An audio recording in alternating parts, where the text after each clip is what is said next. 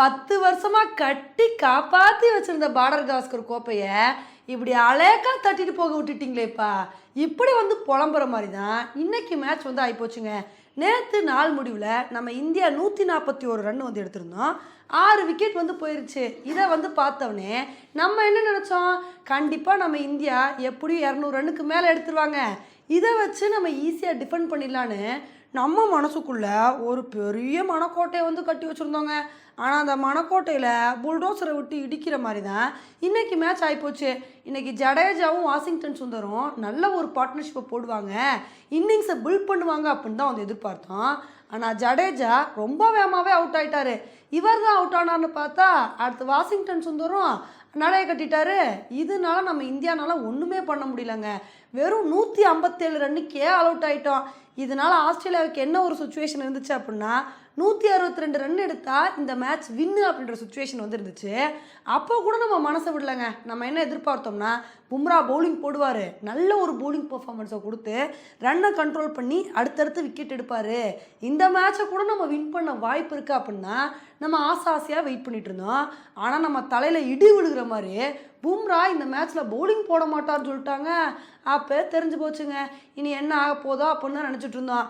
அதுக்கு தகுந்தாப்பில் சாம் கான்ஸ்டோஸும் கவாஜாவும் நல்ல ஒரு பார்ட்னர்ஷிப் வந்து போட்டாங்க. இதுலேயும் கான்ஸ்டோஸு நான் எப்படி அதிரடியாக விளாட்றேன் பாருங்கன்னு மனுஷன் பிரித்து மேய்ஞ்சிட்டு இருந்தாருங்க. இதை வந்து பார்த்தவனே அவ்வளோதான், மோசமாக தோக்க போகிறோன்னு நினச்சோம்.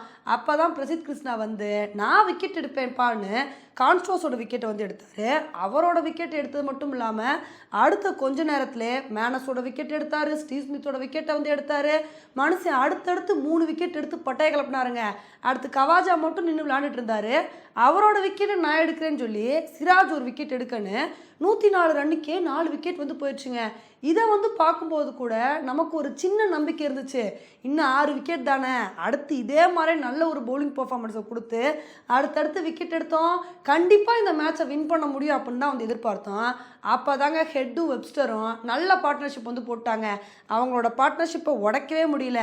இதனால ஆஸ்திரேலியா இந்த மேட்சை 6 விக்கெட் வித்தியாசத்தில் ரொம்ப கம்ஃபர்டபுளாக வின் பண்ணிட்டாங்க.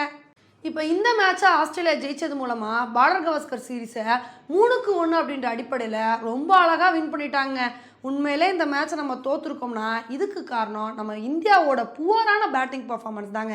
ஏன்னா நல்ல ஒரு பேட்டிங் பர்ஃபார்மன்ஸை கொடுத்து ஒரு 200 ரன்னுக்கு மேலேயாவது எடுத்திருந்தோம்னு வச்சுக்கோங்களேன், இந்த டெஸ்ட் மேட்ச்சில் ஒரு டஃப்பாவது கொடுத்துருக்கலாம். ஆனால் ரொம்ப கேஷுவலாக பேட்டிங் பண்ணிட்டாங்களோ அப்படின்னு தான் நமக்கு வந்து தோணுது.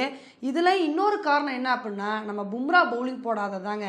ஏன்னா இதே 4th இன்னிங்ஸில் மட்டும் பும்ரா பவுலிங் போட்டிருந்தான்னு வச்சுக்கோங்களேன், ஆஸ்திரேலியா இவ்வளோ கம்ஃபர்டபுளாக வின் பண்ணியிருக்க மாட்டாங்க. நம்ம பும்ரா இருந்திருந்தார், ஆஸ்திரேலியாவுக்கு ஒரு மரண பயத்தை வந்து காமிச்சிருப்பாரு.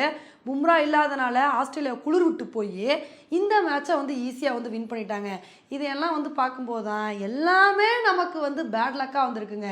பும்ராவுக்கு இன்ஜுரி ஆகணும், அவர் வந்து கடைசியில் பவுலிங் போடாமல் இருக்கணும்னு எப்படிலாம் வந்து ஆகுது பார்த்தீங்களா.